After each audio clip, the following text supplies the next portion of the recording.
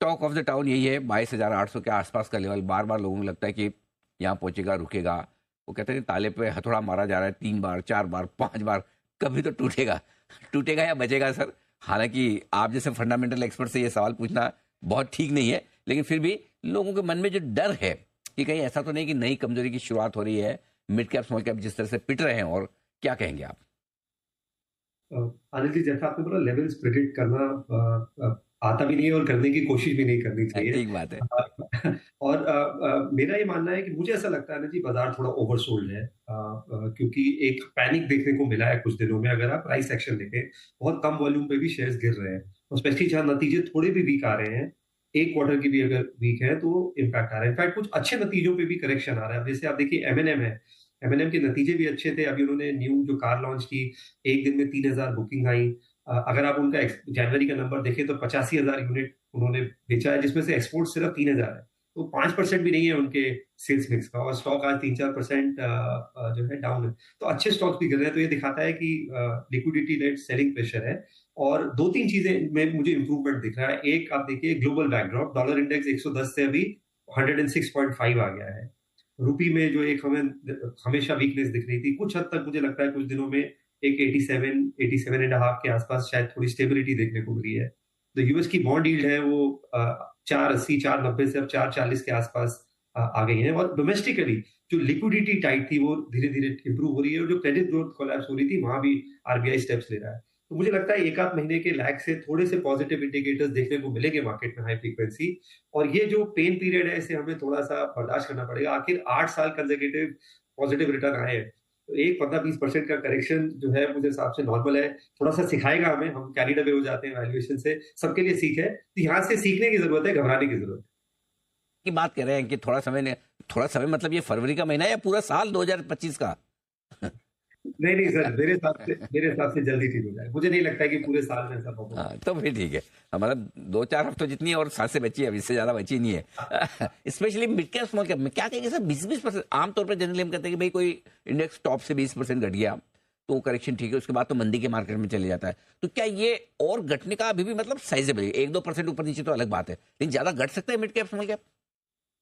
अनिल जी, यहाँ भी देखिए करेक्शन हुआ है, बट यहाँ पे वैल्यूएशन अभी भी रिच है। अगर आप स्मॉल कैप इंडेक्स का पी देखेंगे तो अभी भी 24-25 के पी पे है।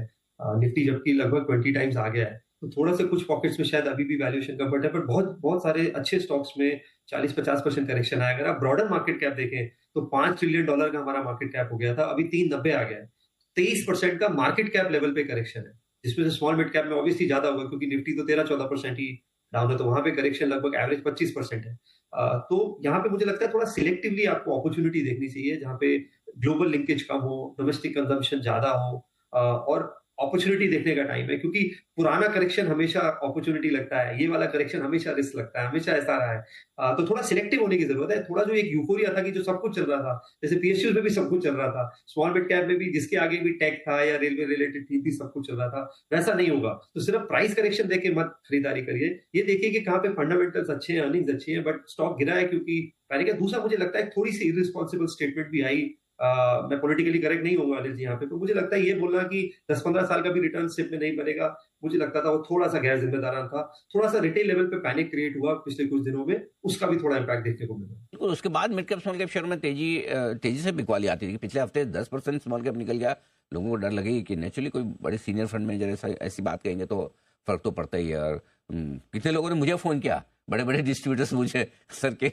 मैंने कहा भाई मुझे पता नहीं, मैंने सुना नहीं क्या है क्या नहीं है, लेकिन डर तो लगता ही लोगों को। अच्छा सर, अब ये बताएं कि चलिए, जिन लोगों के पास पुराना निवेश है वो क्या करें, और जिन्हें नया पैसा लगाना है, अगर पैसे हैं और हिम्मत है, तो उनके लिए भी राय बताइए सर। अनिल जी, एक तो सलाह है कि जो एक डिसिप्लिन है वो कंटिन्यू रखिए। किसी के कहने से शॉर्ट टर्म 10-20% मूवमेंट होने से अपना एक एसआईपी जो आप चाहे स्टॉक्स में कर रहे हैं या म्यूचुअल फंड में कर रहे हैं, उसे कंटिन्यू रखिए। और वो पॉकेट्स देखिए जहां फंडामेंटल्स अच्छे हैं, और ग्लोबल लिंकेज ज्यादा नहीं है। जैसे बैंक्स हैं, हमारे बैंक्स का ग्लोबल एक्सपोजर बहुत ही कम है। पूरा बैंक निफ्टी 13-13.5 के पी पे है। बहुत अच्छे अच्छे बैंक प्राइस टू बुक पे मिल रहे हैं। एक्सिस बैंक लगभग 1.1-1.2 प्राइस बुक पे है। Federal Bank price to book पे है। एसबीआई लगभग प्राइस टू बुक पे है। कुछ अच्छे प्राइवेट सेक्टर बैंक जैसे आईसीआईसीआई बैंक अच्छे नतीजों के बावजूद 1 डेढ़ साल में 2 साल में कुछ हुआ नहीं है। तो एक मुझे लगता है फाइनेंशियल एक स्वीट स्पॉट है। सेकंड जो मुझे अच्छा लगता है पॉकेट जैसे बहुत सारे स्पेसेस हैं जहाँ पे डोमेस्टिक कंजम्पशन प्ले देखने को मिल रहा है। जैसे आईआरसीटीसी है, ई-टिकटिंग रेवेन्यू बढ़ रहा है। ये कुंभ का भी रश है, ओवरऑल अभी समर सीजन आएगा जो कि बेसिकली डोमेस्टिक टूरिज्म से होता है। और उनके 3 नए प्लांट बने हैं। वो 18 लाख बॉटल पानी की रोज बनाते हैं। अब वो 20 लाख बॉटल रोज की बनाएँगे।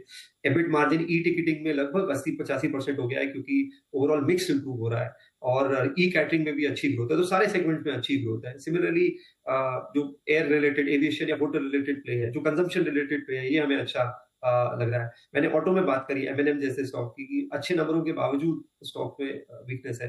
तो जो फंडामेंटली अच्छी कंपनीज हैं जहाँ पे आपको अपॉर्चुनिटी दिख रही है और स्टॉक प्राइस करेक्शन अच्छा हुआ है आप ले सकते हैं। थोड़ा-सा लार्ज कैपिश रहिए क्योंकि जब रिकवरी आएगी तो इनिशियली जब भी एफआईआईस लौटेंगे कभी ना कभी तो आएँगे। थोड़ी-सी लार्ज कैप में रिकवरी शायद ज़्यादा आने के चांसेस है और मार्जिन ऑफ सेफ्टी भी थोड़ा-सा है। तो है तो आप मे बी आप 2/3 लार्ज कैप, 1/3 मिड और स्मॉल कैप का एलोकेशन एक मैं सलाह दूँगा। और जो नए निवेशक हैं जो हैं उन्होंने शायद पहला करेक्शन देखा है कोविड के बाद। तो मैं उनसे क्या कहूँगा ये पहला पहला भी नहीं है और ये आखिरी भी नहीं है। और भी ऐसे देखने को मिलेंगे अगले और ये अभी भी मैं मानता हूँ बुल मार्केट करेक्शन है। बहुत ज़्यादा नेगेटिव होने की ज़रूरत नहीं। बुल मार्केट करेक्शन है और इसलिए नेगेटिव ना हो, जो पैसा लगा हुआ है उसे शांति से रहने दे।